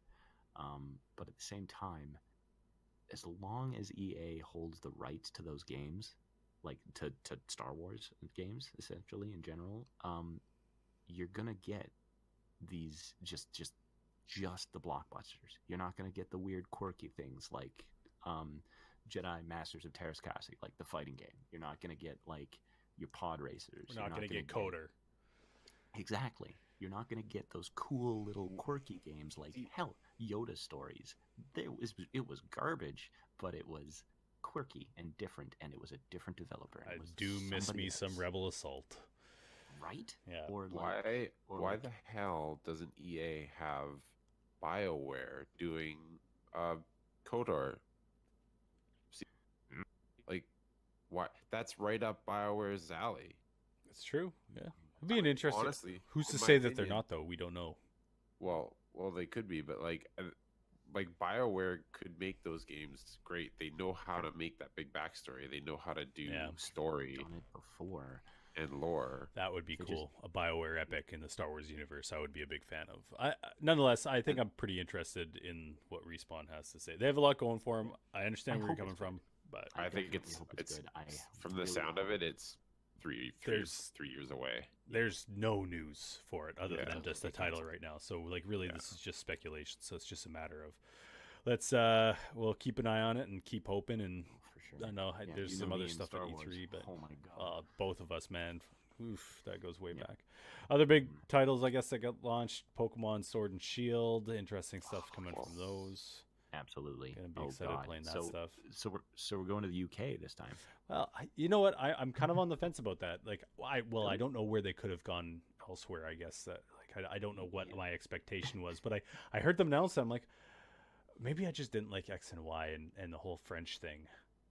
And I was like, I've already been to Europe, but your wife's French, maybe so I just I need know to go you back like and it. play the ones that were in Japan. There's a lot of them. Yeah. But nonetheless, I'm excited. I love my Pokemons. Oh yeah, for sure. Give me some Pokemons. It's a perfect. It's a perfect fit on the Switch. Absolutely. I'm excited to see an actual title on the Switch. Watching just what I've seen from the Direct, I do kind of wish that they went a little bit more outrageous with some. It still looks like you have locked camera and things like that, so that I feel like the world maybe could have been bigger, but who knows? I could be totally wrong here. You don't see much. Yeah, it is still limited, so it'll be interesting to see. Maybe I just kind of hoping that they Breath of the Wild did Pokemon, but no, it wouldn't have a Pokemon feel. Think about how cool that would be if they did it right, though. Like that would be cool. Well, some of the 3DS games felt a little bit more like 3D, like behind the character. Yeah, you had. They've gotten better, and I think they're going to continue that with it, and probably give you a little bit more freedom to some degree on the Switch. I'm excited to see what an official like a full reign Pokemon title that's not Pokemon Go. Pokemon RPG. Oh yeah. Yeah, Yeah, like an a actual full-on flagship actual Pokemon. flagship Yeah. Pokemon I game. mean, let's on the go. Switch. Let's go. Pikachu Eevee was kind of fun. It's fun. I'm still actually playing through Yeah. mine. Like I'm having a lot of fun with it, but I am excited to get back into it and be like, all right, yeah. let's go. Who's your starter? Out of those three, I'm worried. I kind of want to go Torch Bunny, but there is the real threat that it could just turn into another firefighter, and I don't want that to happen. I just don't want it to happen. Like a fighting fire guy. Yeah. I think true. grass But, I type's mean, gonna go that route this time though, because he's like kind of got got the stick. chimpanzee kind of AP kind of thing. Yeah. So He's gonna. Let's Yeah, he's see. got a stick too. You know. yeah, it'd be interesting. Yeah. I don't know. Yeah. I'm definitely gonna go. I'm gonna go Score Bunny. I'm Score ex- Bunny looks really cool. Yeah, I'm excited to see a new generation of Pokemon. Hopefully they're pretty creative, but from what I hear about how they're going to change probably the meta and how you play and develop teams, just because the types and how you can manipulate Pokemon types for battles is going to be a pretty cool experience. So I'm really excited about that. Oh yeah, absolutely. I love that stuff. I really do. Oh god, yeah. We're due for another Eevee evolution or two. Yeah, So, Reddit's ablaze about that. That's a lot of fun watching that stuff. So yeah, we'll be seeing that's some new stuff. That's exciting. Totally. Also on the frontier. And I think it's going to sound really good on the Switch too, because it's just a better sound chip Yep. than handheld. And just the ability to still play it like a traditional Pokemon game, like on the go, like take your Switch with you, but then just load the Switch, let's dock it and play it on the PC. Or on the big screen. That's going to be a lot of fun. So Absolutely. Yeah. anything else on our agenda here you guys want to talk about, or Rumor Mill Halo? which part of it? PC. Oh yes, that was PC Gamer had that article today. Yeah, Master Chief Collection possibly coming to PC. Nice. Might get an announcement next week. Maybe we can talk about it on our next podcast if it's official. But I think that would be a lot of fun if we got us together and we did some. Let's play through them all, boys. That would be good. Yeah, Totally. I would love to do that. Is it more than 2 player at a time? Yeah, I it's forget. 4, man. Was it Four-man co-op, dude. Yeah. All right. So I've good. only ever played it. I think the two-player with you. first one was only co-op, like 2-player. Yeah. But I Halo think 2 that's- you could play 4. And like you can't at least for the Master Chief Collection that's on the Xbox One right now, you can't do it at the same console. You can do it multiple consoles, like can do it. Halo LAN Party. Oh my god, I miss those. Can you imagine? I miss those so much. With our PCs. Yeah. Yeah. Oh yeah. Keyboard and Yeah, mouse. it'll is be the way to interesting to go. see. I'm hoping that it comes launched through the Xbox Live Game Pass, because that's obviously one way that you can get it right now. But if you are a Game Pass member, it'd be really nice, because there are some PC titles that you have access to through Games Pass, and you still only have to pay for it the once, and you can play it on multiple different platforms. So Do you get the Master Chief through Game Pass right now? yes, that's how I have mine. Okay. I actually have it both. I do have a hard copy as well, but I just re-downloaded it through Games Pass because I could. They did So have a essentially, paid they content. Could release it. They could release it free, essentially, if you have Game Yeah, Pass. if you have Game Pass, you could technically be playing all the almost all of the Halo titles. They did give there's a deal out right now, at least when I checked the other week. You can download Halo ODST for like $10 as part of the additional one, and ODST was a lot of fun. I still so good. remember that midnight launch and playing that game till we beat it the next day. That was all hell of a time. So I am excited about that. So we'll stay tuned. Maybe we can talk about that a little bit more next week and stuff too. So Totally. All right. let's see. If you're worried about filling an hour and a half, Yeah. Well, what are we? An Yeah. hour and 50? We're doing pretty good considering our last one was only about 40 minutes. So yeah.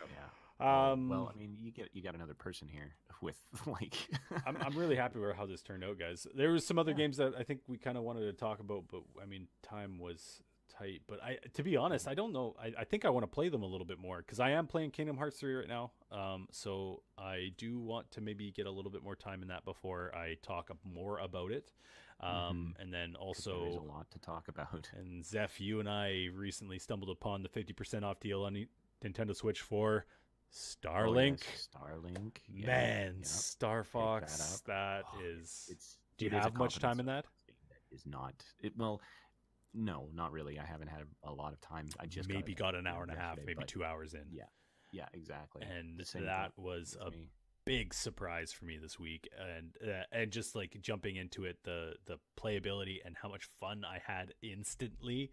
Oh yeah, I'm excited to keep playing that one. So that There's one hopefully no- I'll talk more about. there's hardly a tutorial. Yes, It just it just just threw throws you you right in. into it. It's just like, Yeah. how do I fly this thing? Yeah, it was kind of weird. Controls Hold on for kind a of sec. Hold on. what? Mic check 1 2. Okay, continue. Okay, all right. It was it's kind of glitching out right You're now. glitching out.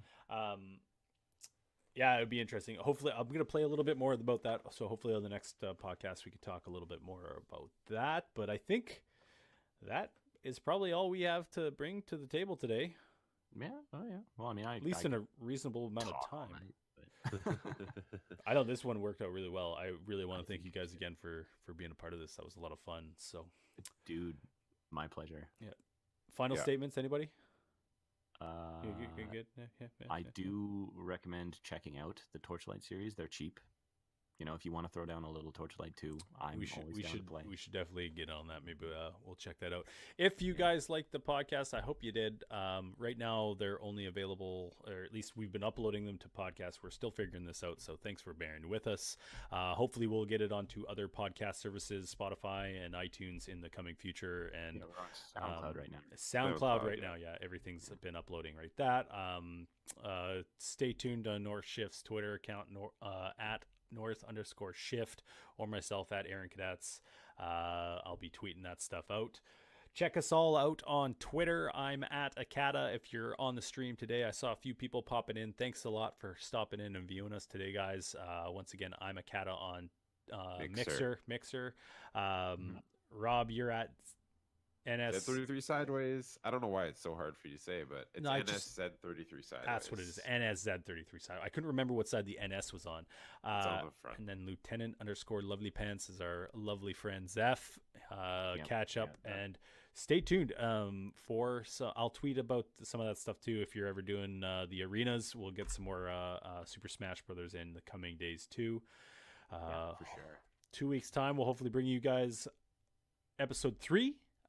Be the last one before I'm off on my vacation, and maybe I'll give you a little bit update on me trying to get in some VR exercising to see how effective that is. The Wii mat all over again. Yeah, but I tell you, I think it's working. I don't know. I'll put 2 more weeks in. I'll let you know.